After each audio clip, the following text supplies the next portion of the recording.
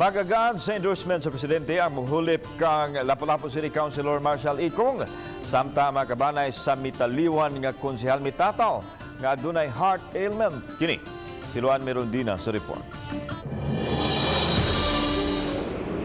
Gihatod na sa Lapu-Lapu City Hall ang patayng lawas ni Konsehal Marcial Ycong gaganihang buntag. Sa lobby sa City Hall kini ipahimutang hangtod sa alas 10:30 sa buntag ugma. Dayon ihatod kini sa usa ka pribadong samang sa Marigondon. Alas 8 karong gabi ipahigayon ang Necrological service isip paghandom sa mitaliwang konsehal. Usa sa iyang mga igsuon mibutyag nga daan ang may sakit sa kasing-kasing si Konsehal Ycong apan nagdumili kining magpaubos sa heart bypass. Didto sa iyang gipanag-iyang restaurant nakutluan sa kinabuhi si Konsehal Ycong samtang natug.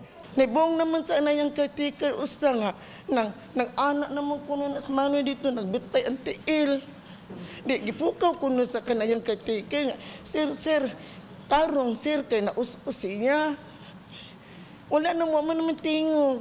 Si Ycong nagsilbing konsehal sa Dakbayan sulod sa duha ka termino sa wala pa kini magbisi mayor niadtong 2010 diin nahuman niya ang tulo ka termino. Subli na usab siyang napili pagka-konsehal sa Dakbayan niadtong 2019 ubos sa partidong Lakas NUCD. Apan sa iyang pagkadaog, mitapo na siya sa PDP laban uban ang iyang mga kaubang konsehal. Basta ang amo lang ni ang sa sekretariat mo dawat ni o kinsay gipirmahan sa presidente.